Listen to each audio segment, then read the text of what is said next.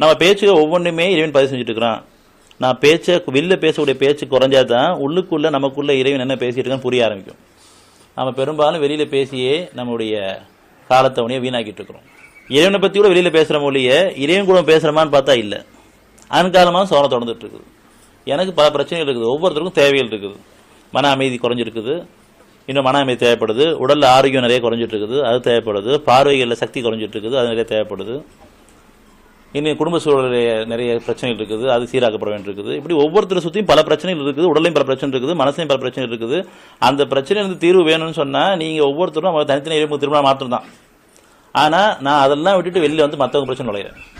ஆங்காம சோதனை. எனக்கு பல விதமான கஷ்டங்கள் இருக்குது, அந்த கஷ்டங்களுக்கு நான் தான் காரணம். நான் இறைவன் பணியும் பொழுது அந்த கஷ்டம் எப்படி வந்து என்ன அடைஞ்சதுங்கிற தெளிவு அவன் கொடுக்க போதுமானவனா இருக்கான்.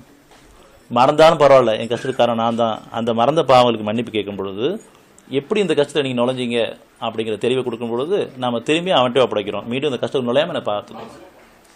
64:11 நிகழும் நிகழ்ச்சி எல்லாம் இறைவன் அனுமதி கொண்டே அல்லாமல் இல்லை.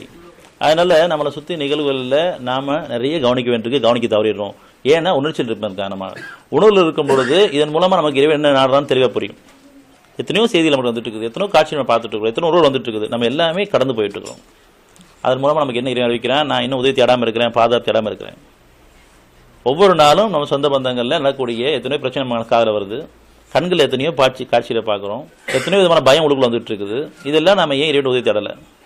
இல்லை, இதெல்லாம் வந்து நம்ம வெளியில போயிடுறோம், உள்ளுக்குள்ள வரல.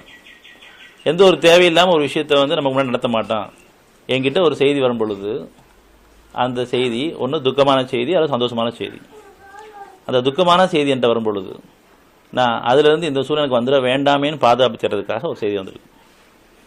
அதில் போய் நம்ம நாட்டாமல் பண்ணுறதுக்காக கிடையாது, தீர்ப்பு சொல்கிறதுக்காக கிடையாது. அதான் அறிஞ்சவனாக இருக்கான். இந்த செய்தி வந்த பொழுது எனக்கு இது இந்த மாதிரி கஷ்டம் வந்துட வேண்டாம், இந்த மாதிரி சூழ்நிலை வந்துட வேண்டாம் இறைவனே அப்படின்னு நம்ம 2 உதவி தேட வேண்டும். ஒரு காட்சியை பார்க்கும்போதும் சரி, வேண்டாம் இந்த மாதிரி சூழ்நிலை வந்துட வேண்டாம், வர்ற அளவுக்கு நான் வரம் மீறிடும் வேண்டாம். உணர்வுகளில் நாளைய வாழ்க்கை நினைச்சு ஒரு பயம் வருது, வேண்டாம் இறைவனே இப்பயே கேட்கும். ஆனால் அப்படி ஒரு சூழ்நிலை ஏற்பட்டால் நம்ம இப்படி பண்ணிக்கலாம் திட்டங்களை போடுறோம்.